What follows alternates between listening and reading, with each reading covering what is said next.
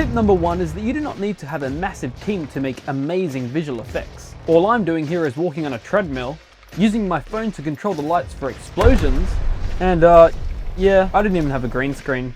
And I've never felt more humiliated in my entire life.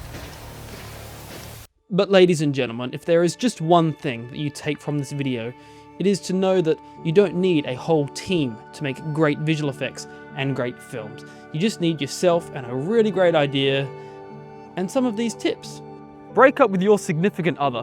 Consider learning a 3D program such as Blender, which is free, so you can make amazing things like that.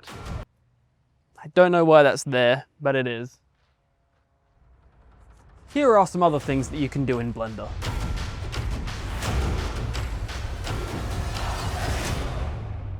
And as said before, you don't even need green screens anymore. What I can do here is render out my footage as a PNG sequence and open up Photoshop. Then I can use a script by the Creative Twins YouTube channel, which automates the remove background process. And after a little while, I've got my background removed. So now I can put all of these dead guys behind me. And if that's not to your liking, I can delete those and put dead guys there. If that's still a bit much to you, I can put alive guys there and do this. And now they're dead. You can upload a single image of yourself doing this to a site like Tripo AI and get yourself a quick and dirty 3D model. Now you can make it do this. You can also make it do this. Use free stock footage from sites such as pexels.com to make amazing establishing shots. Check this out.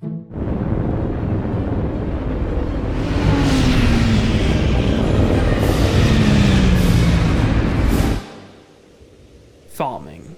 Really? Man of your talents? It's a peaceful life. Alright, I'm gonna get down from here now.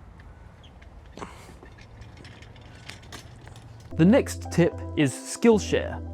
Yes, this video is sponsored by Skillshare. Skillshare has creative classes taught by amazing filmmakers, visual effects artists, graphic designers, and more.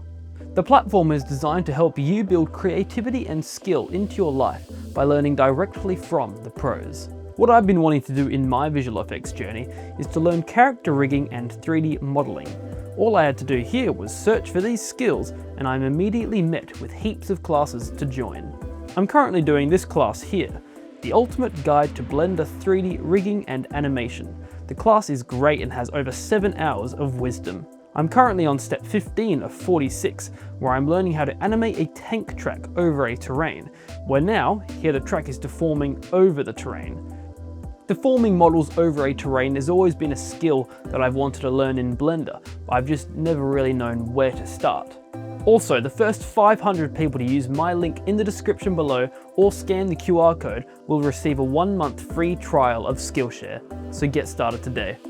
And thank you to Skillshare for sponsoring this video. Take a look at this shot. All of the cloud volumetrics in this scene made it really render intensive. If I wanted to render that on my computer, that would have taken 1 million hours. So I didn't do that. What I did was use a render farm. Farming. Really? If you want to have good looking 3D renders, it's also important to use real world elements within them. Here I've got a scene and it needs a sky, so what I'm going to do is go over to polyhaven.com and get myself a free HDRI, which will not only light the scene, but I can also use that as the background. And since it's a real element and not CGI, your brain automatically accepts the actual CGI within the scene. Simulating things is really hard. I don't know how to do it. So what I can do is get a 2D element of what I want, put it into my scene. Sometimes it just looks better as well. Just make sure you don't reveal the fact that it's 2D.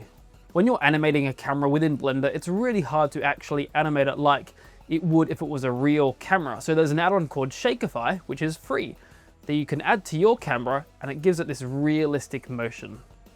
It can be quite difficult to learn Blender, so it's important not to just dive headfirst into the first tutorial that you want to recreate. You're most likely going to get lost and give up. That's what I did anyway when I first started learning. What you need is an actual course that teaches you the basics. You could get that course from Skillshare, or you could also, go on YouTube. There's Blender Guru's donut tutorial. That's always good. The point is, do not overwhelm yourself with all these endless tutorials when you're just starting out. You know, it's really important to actually just, become comfortable with the software. And then once you've done a bit of the course, you can go off and watch any tutorial you want and you can know how to do it. Blender add-ons, they are your best friends. There's tons of free ones and paid ones, and most of them are really good. Take a look at this one. This is Pew Pew. What I can do here is, it's pretty self-explanatory. And if I wanted to do this all from scratch, it would take a really long time to set up. So it's really great to have this free add-on.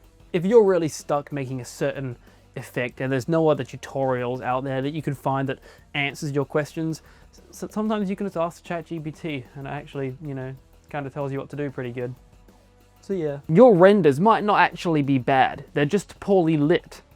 Backlight them, it looks better.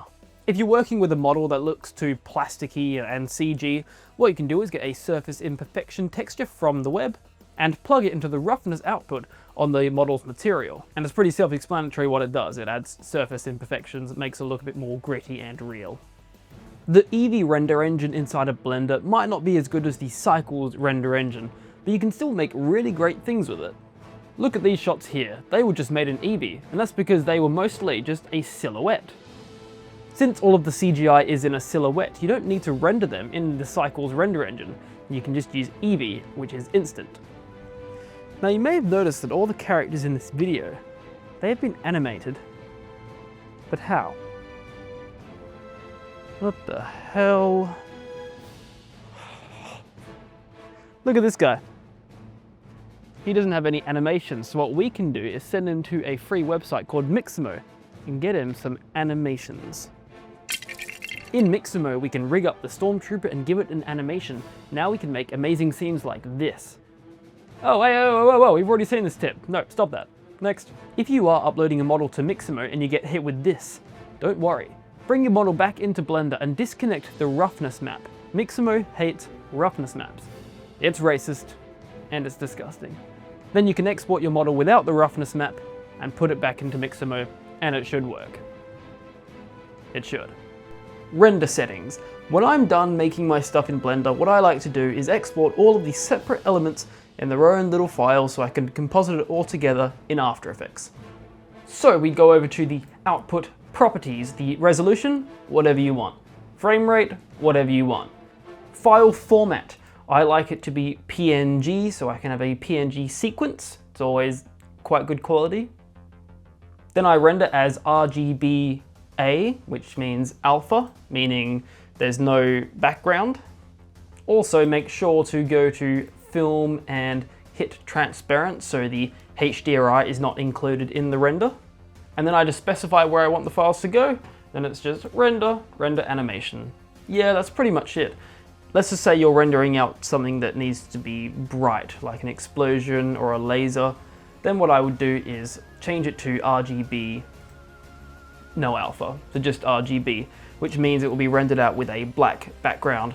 So when you're in After Effects or whatever compositor you might be using, you can use a blend mode like screen or add, which gets rid of the black.